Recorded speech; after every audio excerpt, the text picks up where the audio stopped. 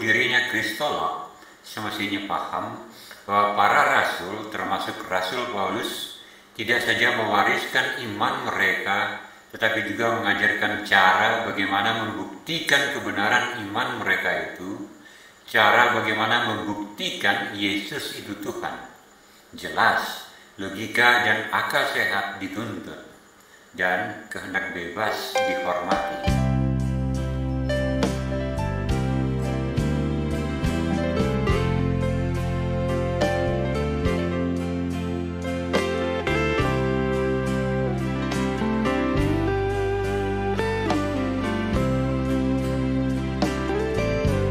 Respon seorang apologet Kristen terhadap tantangan Sanihu Munir dengan menunjukkan bahwa dalam hadits Sunan Ibn Majah nomor 142, ungkapan firman Allah yang dilekatkan pada Isa Al-Masih sebagaimana dalam surah An-Nisa ayat 171 dan surah Ali Imran ayat 45 adalah predikat atau gelar bagi Isa Al-Masih.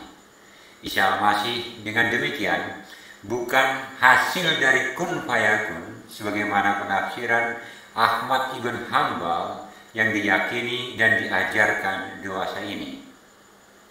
Pembuktian ini menunjukkan ada kontradiksi di dalam Quran, karena di satu sisi bertujuan menolak keilahian Isa Al-Masih, tetapi di sisi lain menggunakan ungkapan yang menunjukkan sifat kekal dari Isa Al-Masih yang digelari firman Allah itu. Dan ini tidak sejalan dengan keyakinan dalam surah An-Nisa ayat 82 yang meyakinkan pengikutnya bahwa tidak mungkin ada kontradiksi di dalam Quran karena Quran itu berasal dari sisi Allah sendiri.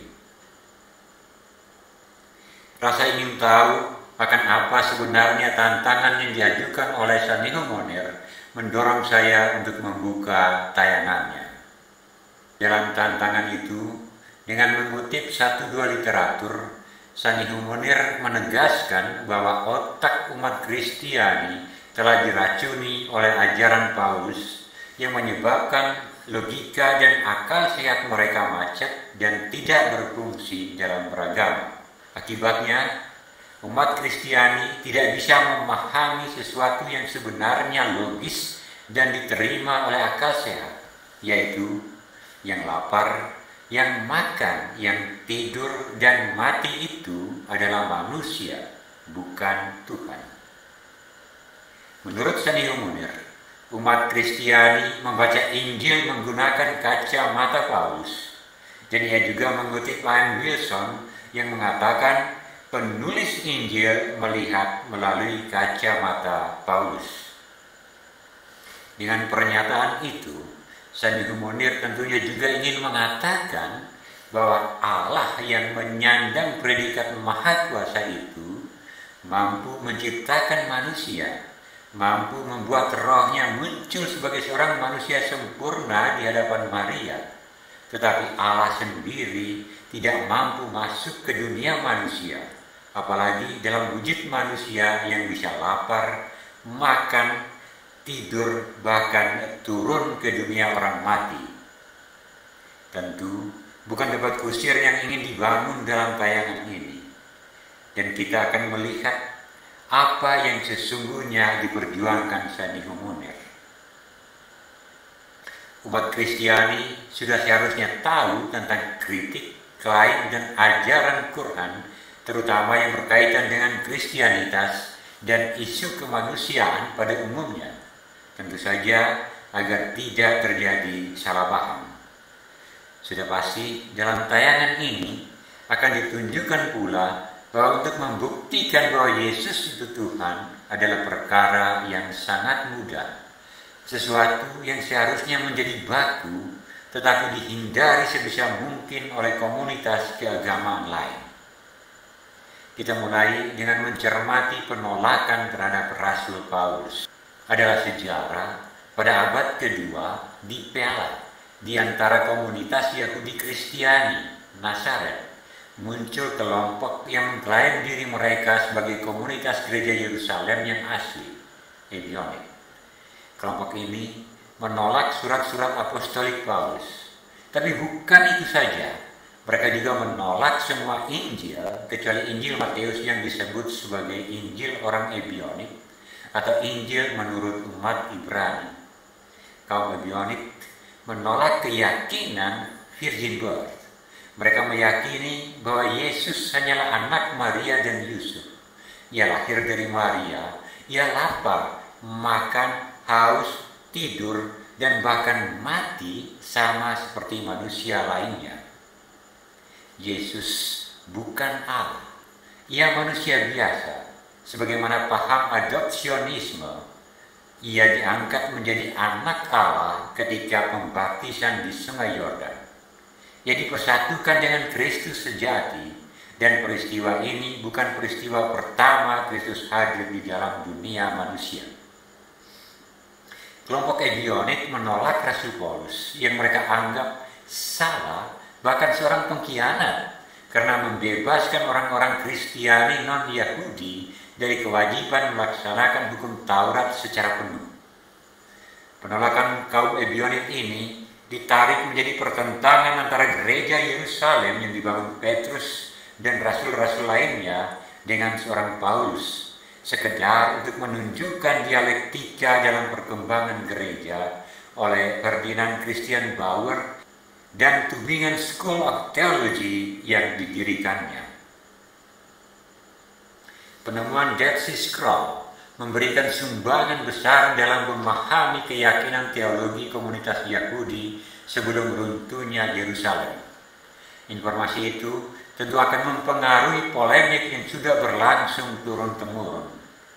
Publikasi berangsur dokumen golongan laut mati itu ternyata memberi angin segar bagi sekelompok orang untuk mengembangkan berbagai penolakan terhadap pengkaitan apapun dengan Yudaisme kuno, sekaligus menekankan bahwa dokumen-dokumen itu harus dikaitkan dengan kaum Yahudi Kristiani awal, khususnya kaum Ebionik. Joseph Taylor dari Cambridge University diantaranya pada tahun 1951 menyambut publikasi pertama dari dokumen Dead Sea Scrolls dengan artikelnya The Dead Sea Scrolls, Documents of Jewish Christian Sect of Ebionik, yang dimuat dalam Journal of Jewish Studies nomor 2 tahun 1951. Dalam artikel itu, ia mengembangkan penalaran bahwa komunitas Qumran adalah sekte Yahudi Kristiani Ebionik. Artikel ini disusul dengan sejumlah tulisan berikutnya yang mengusung klaim yang sama. Komunitas Qumran adalah penganut Kristiani awal. Pada tahun 1991, merespon publikasi perdana dokumen dari Gua Keempat dengan menuding keikutsertaan dua peneliti yang dianggap antisemit memiliki hubungan dengan Vatikan, Michael Biden dan Richard Lake, melalui buku The Dead Sea Scrolls Deception, mempertahankan penolakan untuk mengkaitkan komunitas Qumran dengan Yudaisme pra-Kristiani. Mereka mengajak pembacanya untuk mempertimbangkan adanya tekanan dari Vatikan. Kedua penulis ini setuju dengan anggapan Robert Eisenman dari California State University bahwa orang Esseni, Zealot, dan Nazaren bukanlah sekte Yahudi yang berbeda, melainkan berbagai julukan untuk anggota gerakan nasionalis mesianik yang didedikasikan untuk menegakkan hukum Musa dan bertekad untuk menggulingkan dengan kekerasan penjajah Romawi. Dalam pasal terakhir buku mereka, Biden dan Lake mendemonstrasikan kejahatan Paulus. Menurut mereka, Paulus diutus oleh hierarki di Yerusalem dengan tujuan untuk merekrut tentara. Tetapi ia malah memberitakan agama baru, mendepolitisasi dan mengebiri gerakan militan. Dan keduanya mengembangkan dugaan bahwa Paulus mungkin adalah seorang agen atau informan Romawi.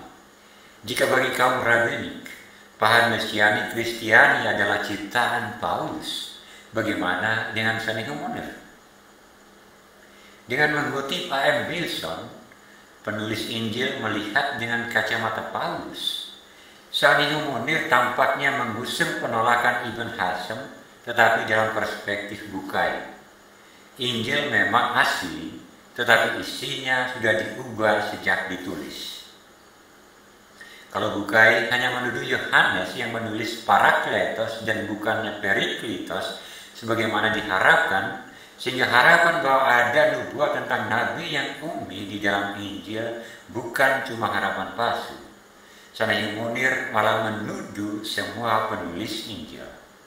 Sanihu Munir tampaknya sangat terpukau dengan kacamata Paulus. Mudah-mudahan logika dan akal sehatnya tidak terbolak-balik ketika mengatakan umat Kristiani membaca Injil dengan menggunakan kacamata Paulus, sementara Injil itu ditulis penulisnya yang juga menggunakan kacamata Paulus. Kalau penulis dan orang yang membacanya menggunakan kacamata yang sama, kira-kira apa pengertian yang dicapai pembacanya itu? Lebih jauh, Sanihu Munir ternyata tidak memahami penggunaan kata Injil oleh Paulus di dalam surat-suratnya. Menuding para penulis Injil telah dipengaruhi oleh Paulus, sehingga menulis sesuai dengan paham Paulus, tentunya akan menimbulkan serangkaian pertanyaan yang kalau diterapkan pada keyakinan lain pasti akan dilabel penghinaan. Pertanyaan-pertanyaan sederhana dan standar hanya menyangkut apa motivasi Paulus, apa yang ia ingin capai untuk dirinya sendiri, apakah kekayaan, kekuasaan, atau juga gengsi, dan bagaimana caranya ia mempengaruhi mereka. Karena Paulus tampaknya tidak punya cukup kekayaan untuk membungkam logika dan akal sehat mereka, apalagi untuk membangun sebuah pasukan yang akan memaksa mereka. Dan apa yang dijanjikan Paulus kepada mereka sehingga mereka mau dan rela menderita? Tuduhan ini pun sesungguhnya tidak mempertimbangkan kalau umat Kristiani memiliki sumber lain sebagai pembanding. Mari kita cermati kisah pertobatan Paulus. Kisah ini menawarkan dua hal menarik untuk diperhatikan. Yang pertama, pola penampakan dari Allah. Dalam kisah Paulus, Yesus tidak hanya menampakkan diri kepada Paulus, tetapi juga kepada Ananias. Selain itu, ada tanda, yaitu Paulus menjadi buta sampai ia disembuhkan Ananias. Pola yang sama dapat kita jumpai, khususnya di dalam Perjanjian Baru, yaitu dalam kisah pemberitahuan kelahiran Yohanes Pembaptis dan kelahiran Yesus. Dalam kisah pertama, malaikat Gabriel tidak saja menyampaikannya kepada Imam Zakaria, tetapi kabar sukacita itu juga disampaikan kepada Maria. Dan tandanya, Zakaria menjadi bisu hingga hari kelahiran putranya itu. Demikian juga dalam kisah kabar sukacita kelahiran Yesus. Kabar itu tidak saja disampaikan kepada Maria, tetapi juga kepada Yusuf, meskipun kepada Yusuf melalui mimpi. Dan tandanya adalah respons bayi dalam kandungan Elizabeth menyambut kedatangan Maria, sebagaimana dinyatakan ibunya itu. Dari sini dapat kita yakini kalau pola penampakan tidak seperti ini, pengakuan adanya penampakan patut kita ragukan, kecuali kalau itu adalah wahyu pribadi yang boleh dipercaya, juga boleh tidak dipercaya. Yang kedua, Paulus sama seperti rasul lainnya dipanggil untuk mengikuti Tuhan. Konsep panggilan ini dapat kita jumpai dalam kisah Abraham. Allah yang terlebih dahulu memanggil Abraham dan menawarkan perjanjian kepada Abraham jika ia mengikuti panggilan itu. Allah berjanji untuk menjadikan keturunannya bangsa yang besar dan memberikan sebuah negeri kepada keturunannya itu. Allah berjanji untuk menjadikan Abraham sebagai saluran belas kasih Allah kepada seluruh bangsa. Abraham percaya dan mengikuti panggilan itu. Konsep panggilan itu juga adalah iman umat Kristiani, bahwa Allah yang terlebih dahulu memanggil dan menawarkan perjanjian, bahwa keselamatan adalah janji Allah bagi umatnya, bukan trofi hasil jerih payah manusia. Konsep panggilan ini tidak kita jumpai di dalam Quran. Ibrahim di dalam kisah Quran adalah sosok seorang yang sungguh mencari Allah di antara bulan, bintang, dan matahari, sebagaimana dicatat dalam surah Al-An'am ayat 76 sampai ayat 78, dan ditegaskan dalam surah Al-Imran ayat 67. Meskipun demikian, tidak jelas sebenarnya bagaimana Ibrahim akhirnya berhasil menemukan Allahnya, berhasil mengenali dan mampu membedakannya dari ilah lain, sehingga ia menghadapkan wajahnya kepada Allah sebagaimana dicatat dalam Al-An'am ayat 79. Quran tidak secara jelas memberi kita informasi bagaimana relasi manusia dan Allahnya itu bermula. Ada yang coba mengatasi kekurang jelasan ini dengan mengatakan bahwa sebenarnya Ibrahim tidak mencari Allah, karena surah Al-An'am ayat 75 sampai dengan ayat 80 itu konteksnya adalah sebuah perdebatan, yaitu antara Ibrahim dengan kaumnya. Pengetahuan akan Allah pasti sudah dimiliki Ibrahim sebelum perdebatan itu. Dengan mengikuti tulisan yang diutarakan dengan sangat hati-hati ini, pengenalan akan Allah oleh seorang Ibrahim bukanlah merupakan hasil pencariannya di langit, tetapi pengenalan itu adalah sebuah hidayah dari Allah sendiri. Penulis ini menggunakan surah Al-Anbiya ayat 51 sebagai dasarnya. Ayat ini menjelaskan bahwa Ibrahim telah diberi iman yang kokoh dan pengetahuan bahwa hanya Allah Tuhan yang layak disembah, bukan bulan, bukan bintang ataupun matahari, sebelum ia bersoal jawab dengan kaumnya itu. Tentu ini sangat menarik untuk dikaji, tetapi kita tidak ke sana. Yang kita cermati adalah apakah ada kesinambungan dengan kitab-kitab sebelumnya sebagaimana diklaim dalam banyak ayat, diantaranya surah Ali Imran ayat 3 dan 4, surah An-Nisa ayat 47, surat Al-An'am ayat 92, surah Yunus ayat 37, surah Fatir ayat 31, dan surat Al-Ahqaf ayat 12. Kalau kita bandingkan kisah Ibrahim di dalam Quran dengan kisah Abraham di dalam Alkitab, tampak jelas perbedaannya. Bukan hanya kisah, tetapi terutama sosok maupun konsep pewahyuannya yang sudah pasti berimplikasi pada ajaran yang mengikutinya. Tapi sekali ini kita ikuti saran Muhammad Munakam Ali. Namanya sama, merujuk kepada pribadi yang sama. Kalau ada perbedaan rincian, tidak perlu dipersoalkan.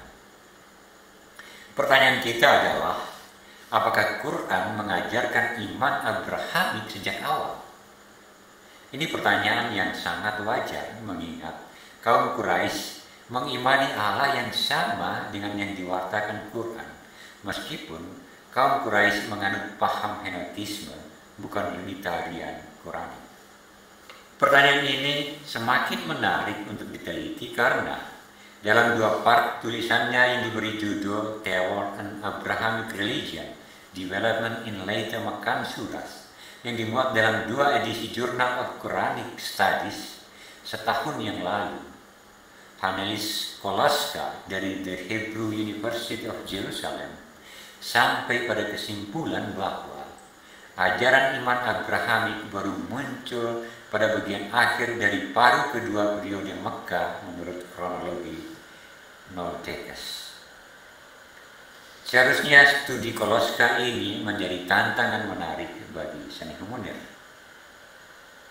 Kesinambungan pewahyuan juga menjadi pertanyaan kita terhadap keyakinan Sanihu Munir yang menurut dia gagal disadari oleh umat Kristiani karena logika dan akal sehat umat Kristiani macet dan tidak berfungsi normal, yaitu yang lapar, yang makan, yang tidur dan mati itu adalah manusia, bukan Tuhan. Kita tentunya senyum-senyum dengan ocehan seperti ini. Umat Kristiani meyakini bahwa ada Allah yang maha kuasa, karena Allah sendiri yang menyatakan diri dan membuktikan kemahakuasaannya itu. Meskipun tidak menyatakannya, kita tahu bahwa dengan pernyataannya itu, Sanihu Munir sedang menyerukan penolakan Quran atas keilahian firman Allah Isa Al-Masih Putra Maryam sebagaimana surah Al-Maidah ayat 75. Penolakan yang didasarkan kepada kebiasaan manusiawi seperti ini juga dilayangkan oleh kaum Quraisy sebagaimana diungkap dalam surah Al-Furqan ayat ke-7. Mengapa Rasul itu memakan makanan dan berjalan di pasar-pasar? Kaum Quraisy bukan saja menolak perilaku Rasul yang bukan saja makan makanan, tetapi jalan di pasar-pasar. Dan karena itu, mereka menyoal mengapa malaikat tidak diturunkan untuk bersama-sama memberikan peringatan kepada mereka. Setidaknya ada dua kemungkinan. Yang pertama, mereka tidak punya pengetahuan tentang sosok dan keseharian seorang rasul, sehingga berdasarkan perkiraan mereka, sosok rasul yang dianugerahi karunia dan diserai tugas tertentu itu semestinya berbeda dengan manusia pada umumnya. Atau kemungkinan kedua, orang-orang ini memang memiliki pengetahuan tentang para nabi Yahudi misalnya, dan tokoh-tokoh spiritual kaumnya sendiri. Apa yang mereka saksikan ternyata tidak sesuai dengan natur nabi yang mereka pahami. Penolakan kaum Quraisy ini dijawab dengan ayat 20 dari surah yang sama. Dan kami tidak mengutus rasul-rasul sebelummu, melainkan mereka sungguh memakan makanan dan berjalan di pasar-pasar.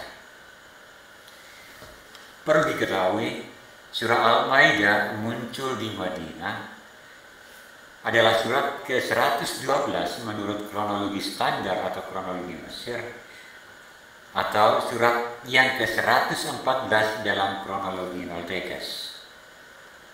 Dan surah Al-Furqan termasuk dalam periode Mekah, surah yang ke-42 menurut kronologi Mesir, atau surah ke-66 dalam kronologi Nolteques, dan masuk dalam periode Mekah kedua. Mudah-mudahan Anda melihat kesinambungan yang lain. Kita sampai ke poin terakhir dari presentasi ini. Pasti Anda sudah bisa menduga mengapa saya katakan membuktikan Yesus itu Tuhan adalah perkara mudah. Iman Kristiani itu bukan penemuan atau hasil tapa berata. Iman umat Kristiani adalah iman para rasul. Namun, para rasul tidak hanya mengajarkan dan mewariskan iman mereka, tetapi juga mengajarkan cara untuk membuktikan kebenaran iman itu. Cara itu adalah cara yang menuntun mereka kepada pengakuan iman akan Yesus. Kebangkitan Yesus menyentak kesadaran mereka akan pengharapan dalam iman Yahudi mereka, iman yang mereka warisi dari nenek moyang mereka. Kebangkitan Yesus menuntun mereka pada keyakinan bahwa Dia yang memanggil mereka secara khusus untuk menjadi muridnya, Dia yang mempersembahkan diri sebagai korban di atas salib, Dia yang bangkit dari antara orang mati, adalah Dia yang dinubuatkan di dalam perjanjian lama, adalah Mesias yang dijanjikan Allah, yang dinanti bangsa Israel. Ini adalah langkah pertama. Benarkah Yesus itu adalah Mesias yang dinubuatkan di dalam perjanjian lama? Langkah selanjutnya adalah membuktikan bahwa Mesias itu adalah anak Allah. Untuk yang ini, pembuktiannya tidak cukup hanya dengan menunjukkan ada tertulis di dalam perjanjian lama. Keyakinan bangsa Yahudi kala itu dan di masa-masa sebelumnya, dokumen Laut Mati terutama yang berasal dari Gua Keempat mencatat setidaknya keyakinan komunitas Qumran, Mesias adalah anak Allah. Keyakinan ini sama dengan keyakinan para rasul yang diwariskan dan diajarkan kepada umat Kristiani. Itulah sebabnya mengapa sejumlah kalangan berusaha mengembangkan penalaran bahwa komunitas Qumran adalah komunitas umat Yahudi Kristiani awal. Maksudnya tentu saja untuk menolak kesimpulan bahwa keyakinan Mesias adalah anak Allah adalah keyakinan bangsa Yahudi. Bahwa keyakinan Mesias adalah anak Allah sudah ada bahkan sebelum Yesus lahir. Kita bisa berhenti sampai di sini, atau kalau mau membuktikan klaim Yohanes mengawali Injilnya. Kita bisa buktikan bahwa firman Allah adalah pribadi di dalam perjanjian lama. Dan tentu saja apa pemahaman bangsa Yahudi sejaman tentang logos itu. Para rasul termasuk juga Paulus berulang kali mengutip perjanjian lama. Ini sesungguhnya adalah perintah bagi umat Kristiani untuk membuktikan sendiri kebenaran kesaksian iman para rasul itu. Para rasul, tentu juga Paulus, pasti tidak menghendaki umat Kristiani mengimani Yesus hanya mengekor mereka. Meskipun sebenarnya hati kecil umat Kristiani berkata lain, bahkan bertentangan atau bertolak belakang dengan iman yang diwariskan oleh para rasul itu. Dengan demikian, kalau ada yang menuntut pembuktian, pastilah orang itu tidak memahami apa yang dimaksud dengan kesinambungan pepayuan, atau sengaja mengaburkannya karena konsep itu sangat-sangat berbahaya bagi keyakinan yang diimaninya. Kalau dia yang bangkit dari kematian dengan tubuh baru, lalu naik ke surga, bukan Allah dan hanya manusia, maka Allah itu tidak patut diimani, karena sungguh ia bukan Allah yang maha adil.